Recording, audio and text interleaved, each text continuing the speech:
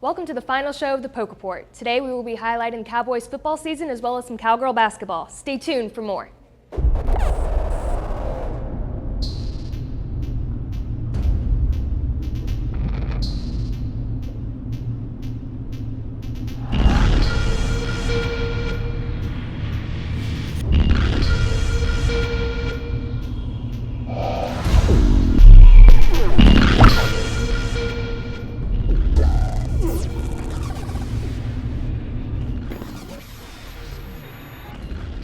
Thanks for joining us. I'm your host, Caitlin Cox. The Oklahoma State football season is coming to a close. The Cowboys are now 5-6 after a disappointing loss against Baylor. True freshman Mason Rudolph broke his red shirt and started against the Bears. Dax was out due to concussions, leaving Rudolph as their only option. Let's go to Jasmine with the recap. Oklahoma State travels to Waco, Texas, seeking out a breakthrough with the Baylor Bears, who are ranked number 6. With the new quarterback starting, Cowboys were already at a disadvantage, with this being the third quarterback to come in and lead the offense. In the first quarter, Bryce Petty completed a pass to Jay Lee for 65 yards, marking a touchdown within 36 seconds of the game. Cowboys struggled moving the ball, which led to a 3-and-out and another touchdown for Baylor Bears with a completed pass to Corey Coleman. Oklahoma State did not give up, though. Desmond Rowland found the end zone with the score now, Baylor 14 and Oklahoma State 7. With 19 seconds to go, Baylor ran into the end zone, putting 2 touchdowns between them and the Cowboys, ending the first quarter. The second quarter, Rudolph faced his first interception of the game by Colin Brentz, and Baylor saw yet again another touchdown from Devin Chaffin. Coming right back with the next drive, the freshman Mason Rudolph completed a pass to David Glidden, putting Cowboys at 14 and Baylor at 28 by halftime. Devin Chaffin ran in for his second touchdown in the game. However, Cowboys continued to work. Rudolph completed a pass to Washington for 68 yards in a matter of 13 seconds. With the momentum of scoring, Cowboys' Rennie Childs runs in for a touchdown with the score now, Baylor 42 and Oklahoma State 28. Rudolph was finally getting comfortable until his second intercepted pass that led to Petty running in for a 21-yard touchdown. The final score was 49 and Oklahoma State 28. Cowboys played a hard game and it did not go unnoticed. Baylor's coach has something to say about Oklahoma State.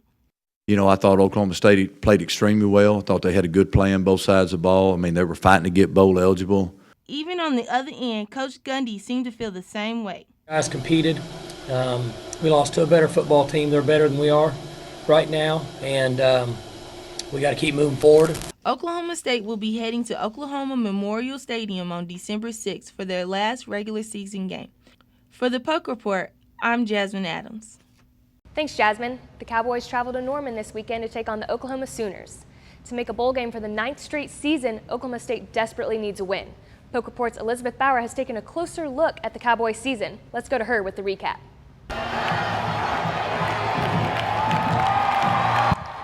The Cowboys are wrapping up their season and has been one for the books. The Oklahoma State Cowboys kicked off their season with a promising start. Although the Cowboys fell to the reigning national champions 37-31, they made the Seminoles work for their win.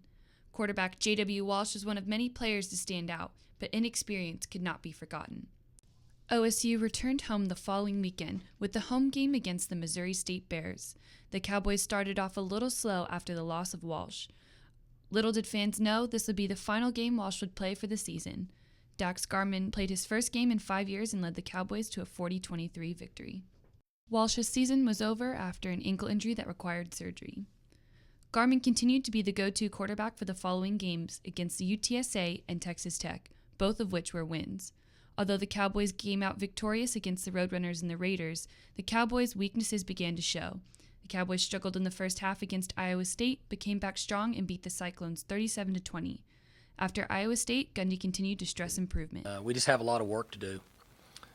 We've got room for improvement in all areas and development, and each week is important to our football team. The Cowboys scraped by against Kansas and left Lawrence with a 27-20 win, thanks to a late kickoff return from Tyreek Hill. It was downhill from there. The Cowboys begun their 5-game losing streak, starting with TCU.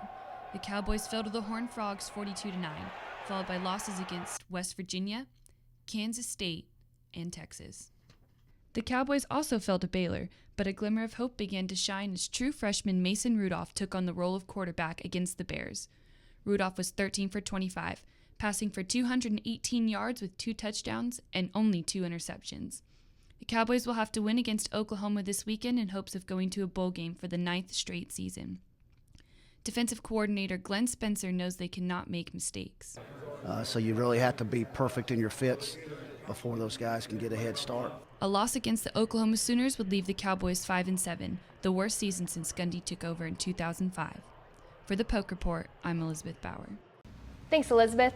We're going to take a short break, but coming up, we're going to talk about Cowgirl basketball and take a closer look into one of their players. We'll be right back.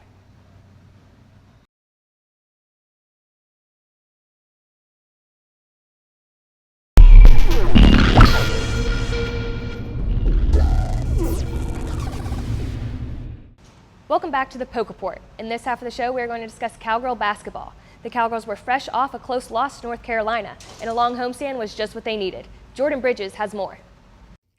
Coming off a loss to 11th-ranked North Carolina, it was time for a 3-game homestand for the 20th-ranked Oklahoma State Cowgirls. The Pokes were without their leading scorer, Brittany Martin, going into the game against Missouri State. But luckily for OSU, Brittany Atkins and Rose Johnson picked up the slack. Atkins had 20 points, and Johnson had a double-double with 12 points and 12 assists.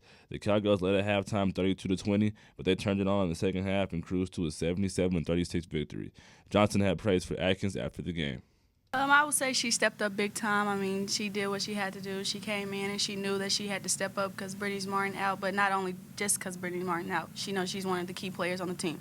So she came out and she played really hard, and I'm proud of her.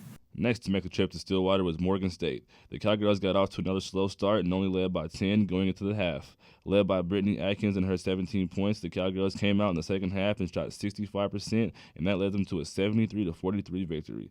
Despite the victory, Coach Jim Littell was not happy with their performance.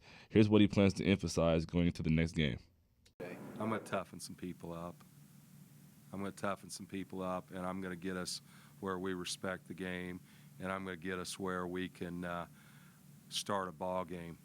The Cowgirls were looking to play harder going into their game against Texas State. The Cowgirls were definitely playing harder, but unfortunately it didn't translate into making shots. The Pokes shot just 37% from the field. The Cowgirls were aggressive on the defensive end, though, forcing 22 turnovers and getting 10 steals. The Cowgirls got 15 from Brittany Atkins and 13 from Liz Donahoe, en route to a 64-27 victory. For the Poke Report, I'm Jordan Bridges.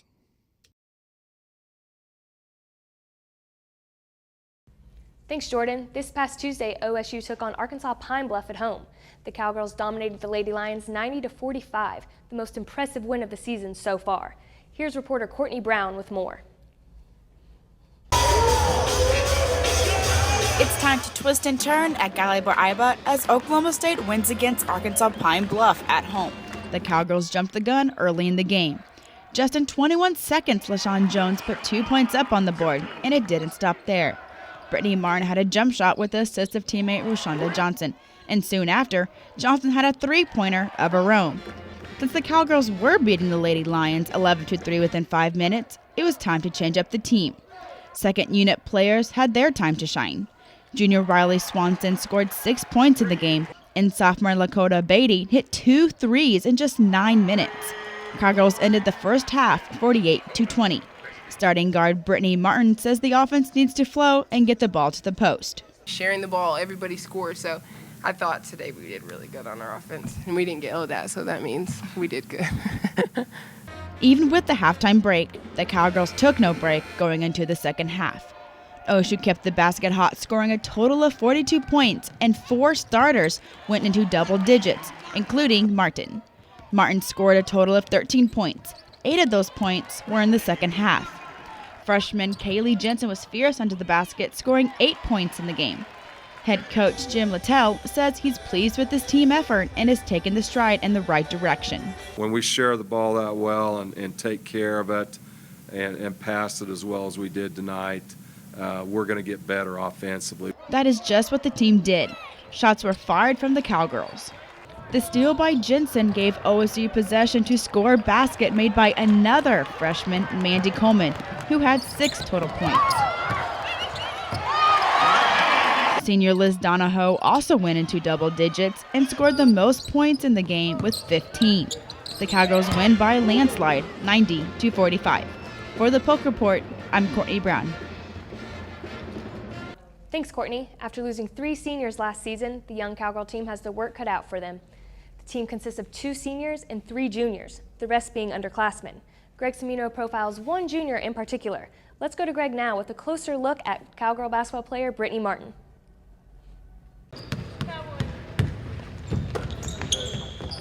Heading into the 2014-2015 season, the Oklahoma State women's basketball team will be looking for a new leading scorer. Last year, future pro Tiffany Baez led the Cowgirls with 471 points. Head coach Jim Littell has his eye on one specific candidate that could be up for the challenge. I think Brittany Martin this year is going to embrace the role of being more of a scorer and someone that we're projecting to do good things. Coach Littell isn't the only one to think that. The junior guard was an honorable mention for the preseason All-Big 12 team, but Martin realizes that she needs to be more consistent in order to live up to those expectations. Going hard in practice in the drills that we do, and when we scrimmage, I think I need to go game speed and shoot my shots that I take in the game, and so I think just working on it on my own is really something that'll make me consistent. Elevating her game is nothing new to the Utah native. Before coming to OSU, Martin led the Syracuse Titans to state titles in her senior and sophomore years of high school. She was ranked as the 19th prospect overall in 2012 by ESPN Hoop Girls. Her biggest adjustment to the college game was her work ethic. I think that's one thing that I didn't have coming into here. I didn't go to the gym and shoot on my own, and so now it's kind of like everybody's as good as I am. Everybody's good, so I kind of have to do stuff on my own. I have to work hard in practice. As one of 3 returning starters, the Cowgirls will lean on her to help bring along some of the younger players. Martin currently leads the team in scoring this season and is 9th in the Big 12 with 94 points through 7 games. She was named the first Big 12 Women's Basketball Player of the Week this season, when she averaged 24.5 points and 7.5 rebounds. With credentials like that, yeah, I'd say she's the in-house favorite to take over Tiffany Baez's job. For the Poke Report, I'm Greg Cimino. Brittany Martin! Thanks, Greg. Thank you all for joining us this semester as we covered OSU sports. Please join us next semester on O State TV with more coverage on your favorite Oklahoma State sports. On behalf of everyone at the Poke Report, I'm Caitlin Cox.